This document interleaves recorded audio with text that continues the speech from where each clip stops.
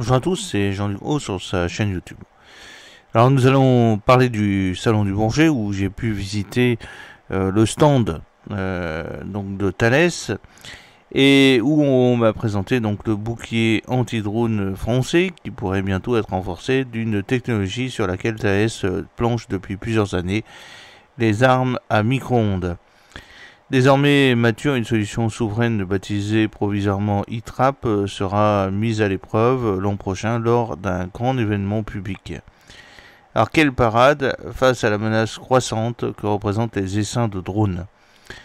L'une des réponses privilégiées reste celle des armes à micro-ondes ou High Power Microwave, HPM. Leur principe est simple, une antenne émet une impulsion électromagnétique très brève mais de forte puissance pour dégrader ou détruire les composants électroniques des systèmes adverses, stoppant net tout équipement un temps soit peu moderne.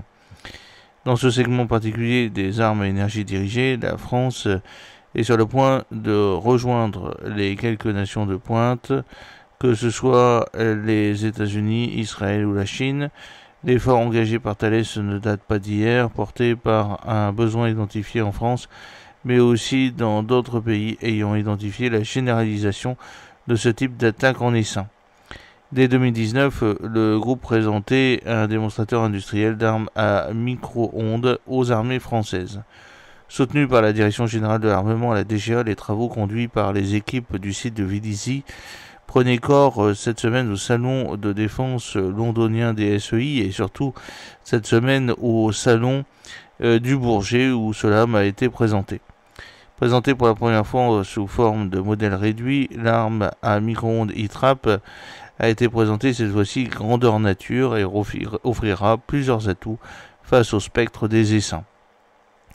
Elle est tout d'abord efficace face à tout type de petits drones, même ceux autonomes, en termes de navigation et de communication. Si l'arme laser l'emporte sur la précision et la portée, l'ITRAP garantit quant à lui la neutralisation simultanée de tous les appareils pris dans son faisceau, aptitude essentielle pour arrêter un essaim. À l'opposé de certains modèles lourds développés aux États-Unis, l'ITRAP agit à 360 degrés et génère un niveau d'énergie assez bas, proche des seuils maximaux imposés en France.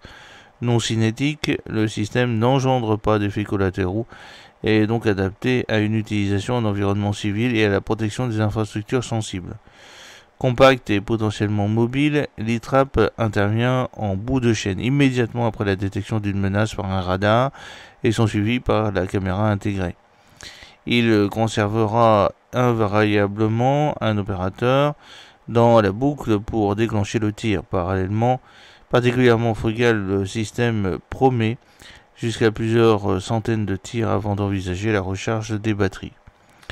Technologie sensible oblige, ni les fréquences utilisées ni les performances précises ne sont communicables. Thales planche aujourd'hui sur plusieurs scénarios d'usage, la protection d'aéroports, d'emprises militaires ou encore l'accompagnement d'un convoi militaire en mouvement par exemple sont à l'étude. Le besoin français se focalise pour l'instant sur un cas d'usage bien identifié, celui de la protection d'un grand événement public organisé en 2024 à Paris, et cela n'a pas été utilisé à Paris en 2024. En 2025, on nous a présenté la version grandeur nature au Salon du Bourget, mais pour l'instant, l'autonomie n'est pas suffisante et surtout la portée n'est pas suffisante. Si le choix du déploiement reste à la discrétion du client, difficile de ne pas corréler celui-ci au rendez-vous, au grand rendez-vous en fait compte de la France.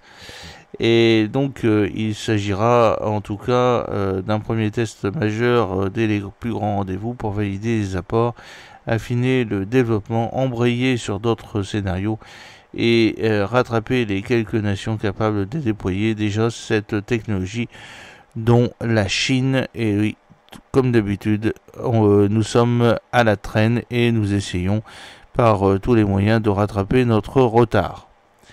J'espère que cette petite vidéo vous a plu. N'oubliez pas de cliquer sur le pouce pour la promouvoir, de vous abonner si ce n'est pas encore fait et de partager cette vidéo sur vos réseaux sociaux. A très bientôt. Fidèlement, Jean-Luc O.